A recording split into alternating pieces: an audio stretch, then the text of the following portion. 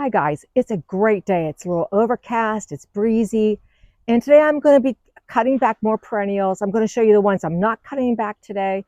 I like to take things little by little in my small backyard garden, and it makes it more manageable. So we're going to start here in this corner.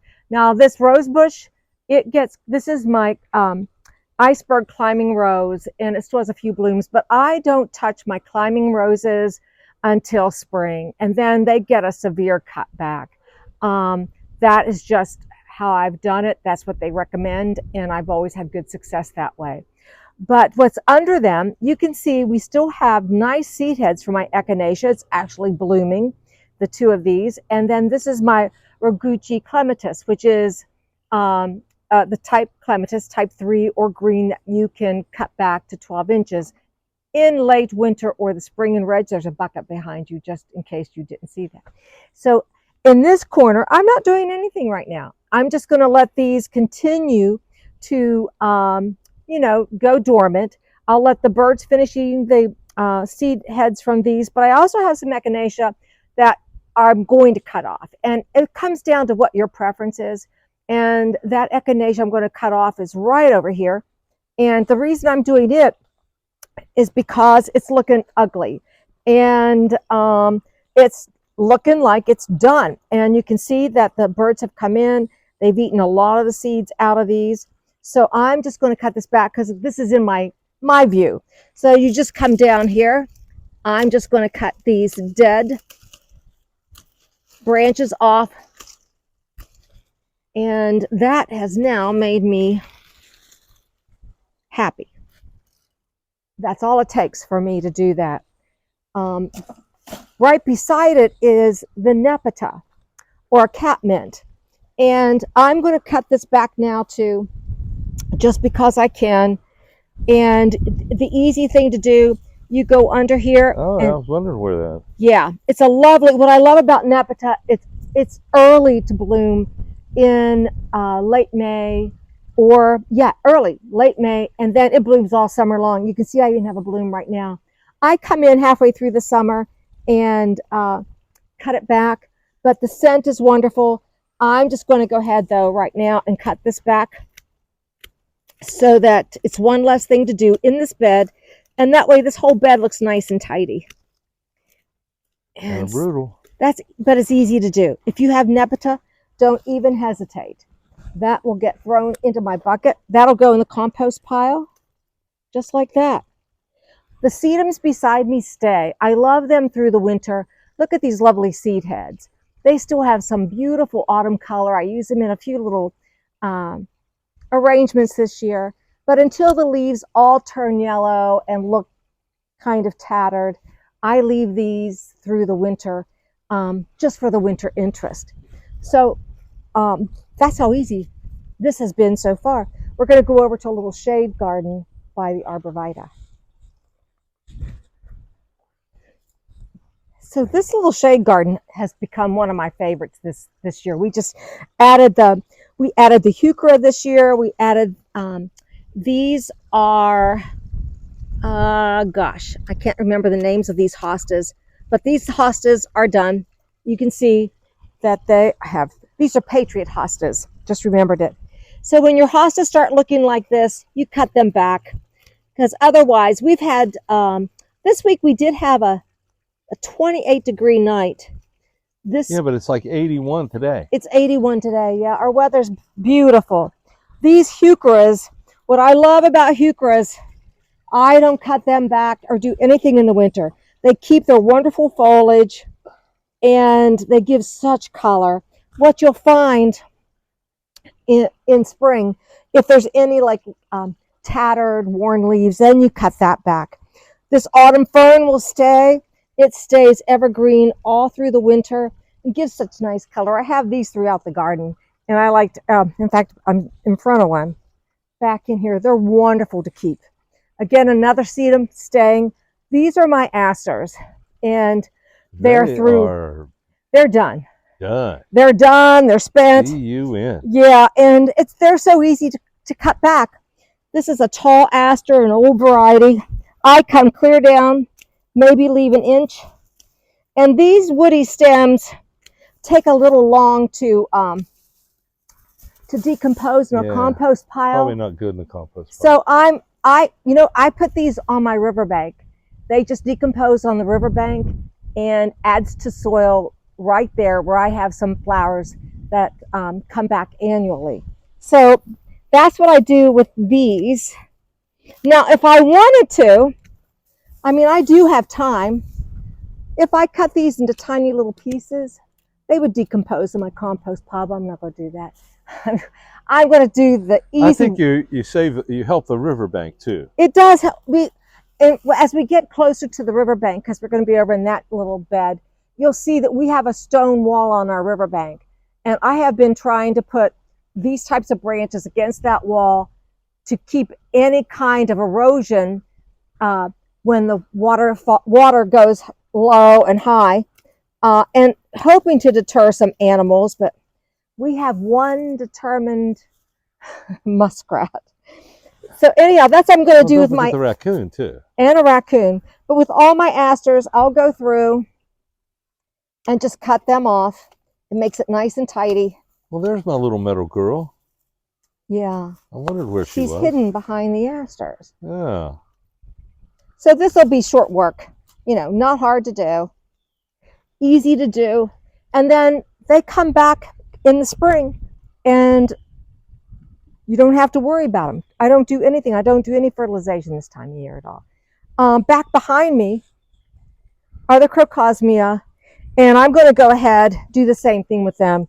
They're almost all spent, and I like to leave their foliage up because of the corms, kind of like a bulb, but I like the foliage to die back so it feeds the corms and they will reproduce more plants.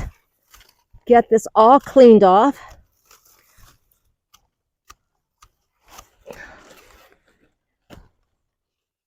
Ta-da! Short work.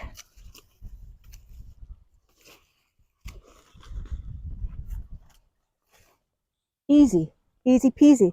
All of that I'll get together and clean up. More asters that I'll cut off. This is my phlox, and until I see a little more frost damage or signs that it's really going dormant, I like to leave it up for the same thing. I like for all of that energy to go back into the root system. Nepeta will be done. Nothing to this rose. That little Bonica shrub rose will get treatment in the spring. The sedum stays. Oh, what I'm going to do, I'm getting rid of the annuals today. Let's get rid of this. Yes, indeed. That'll get out of here today. But my you have more cocosmia in there? Oh yeah, I will get rid of all this cocosmia in here. Glories, we've had so many frosts and they have not died back. They're still flowers, honey. I know, and I'm tired of them. So I'm going to just come down here to its root. I'm cutting that root to help it so that's die all back. One plant from that one root. This is all one plant. Yeah, all one plant. Isn't that amazing? Yeah, there's nothing over here. What? There's nothing on this side, right? You just planted one plant. Yeah, this is all the same plant. I'll be damned. I know. So I'm going to let it just die on the vine. Then you'll be surprised. It just, last year, I think I did a video of just how it all ripped off in one piece. So we're going to let that happen. Get these coleuses out of there. Little by little, when you do things little by little, it makes it so much more fun to come into your garden. This sedum, it just doesn't look pretty to me at all. So I'm going to cut it back. I don't like it. I don't like how it's looking. So it's when you cut back your sedums, you go clear to the ground. Sometimes they just break off. But again, with your sedums, you're going to go back to the ground and cut those back. All your plants in your garden, you can choose to cut them back now or wait till late winter, early spring. And that's your choice with most of your plants. That's a big stand of phlox. More Nepeta, that's staying. What I love seeing are all of my foxglove foliage here. Foxgloves are biennial, so the ones that bloomed this summer, they die back. You keep their seeds, and you can scatter the seeds in your soil, and you'll get this beautiful return of foliage for next year's blooms. So you always have a turnover of foxgloves if you let the foxglove go to seed, scatter their seeds. You'll always have some blooms. Whole mess back here. I'll be anxious to see what the foxglove display is next year. Now, foxglove can be, I guess, toxic to some animals. I'm not sensitive to the foliage, but humans can be sensitive to the foliage, so put on some gloves, which I thought I had with me, but I don't. But I'm not doing anything to the foxglove today. What about those zinnias? Well, you know, I thought I was going to pull them out today, but look, I have this wonderful big bumble, just like taking a break on that. So I think I'll leave these up for a little while longer for whatever little creature wants to get on top of them. Our weather looks great for the next, I don't know, 7 to 10 days, you know, nothing really cold. I think we're going to be in the 70s and 60s and 30s and 40s at night, not even the 30s. I'm pulling up my angel face. Now, what is that? Angelonia. It's a annual. It's an annual, yeah. Oh, I'm getting rid of this annual only because I want to. I don't want to have to be watering them. And it's time. It's just time. These will all go on my compost pile too. The grasses stay up for their seed heads. We should see all the birds. I know. The birds love it. The birds love it. We love seeing them come in, and because they've been going to the echinacea, and then they'll, well, I've been talking about the last few videos I've done about how they come in and take their baths. Now we have cardinals with the blue jays coming in, so it's really pretty sight to see. It's not hard to take care of your garden this time of year. I'm leaving this stand of, this is phlox. This stand of phlox is staying until I start seeing some yellowing or some signs that it's going dormant. Over here, I will be pulling out the impatiens. I'm done. They've done their thing for me. I'll probably have to come in here and do a little more, but like I said, I don't want to have to feel like I have to be watering the annuals anymore, which I loved, but I'm done. So all the impatiens will come out. Any ferns that are left will stay. Here we go. We've got the, I'm so impressed with how these gardens still look so fresh, Reg. You know, it just surprises me with the colors, with the Virginia and the Brunnera, and I'm loving it. Oh, I think the new tenants have hung a wreath on your door. Really? Let's just take a minute. Let's just take a second. We won't bother them, but once the walk was finished, I think they moved in. Look at that.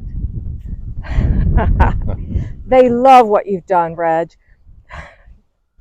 Well, at least they didn't move in before the contractor was done. That's right, they didn't. So I'm going to do the same thing with these begonias. Now, some of you are saying, what? They look so pretty. But I'm done. At some point in time, here it is, November. This is actually election day, November 4th, when I'm doing this. I don't know when this video is going up, but I'm done. And I'm down here, close up there. It's not that attractive. But right behind me is the Solomon seal that just in the last video, it was at its peak with color, and Reg and I'd never seen it in its fall color. But it is done now. It's crispy. So easy to take care of, Solomon seal. You can probably, look at this. You don't even need, So by doing that, you're not disturbing the root or anything. No, it just comes right off. You just shake it a little bit. That's when you know it's time. This makes short work of everything. I love it. I've got a fern there. This will clean up so nice, and this will go in the compost. Oh, this is how I lose. Exactly. How many have we bought? I don't know. We just bought those. Those are new. These are new. So I don't know if I threw the last ones. maybe they're not in the compost because I turned it. They're in the river then. Yeah. Anyhow, this was easy. Easy peasy with the Solomon seal. There we go. Let's get this one cut off. Oh, there we go. Right. Ta-da. I'll come back through and gather all that, but you think it's going to take you a long time, and then you come out here and you just start doing it. And that's what I'm doing. The rest of the day, I'm going to go back through, clean up that little bit. I have 2 other nepetas that were in the front of the border. I'll clean that up. That rose stays till late winter, and that's it today. So, you know, it's so nice to get out on a day like today and do this. I'm so glad you got to get out with me today. I know you're looking at your gardens and saying you want to do a little more cleaning. Do a little bit. It doesn't all have to be done in one day. So thanks for watching Gardening on the West Fork, Zone 6B, Western West Virginia, and we'll see you the next time. Bye.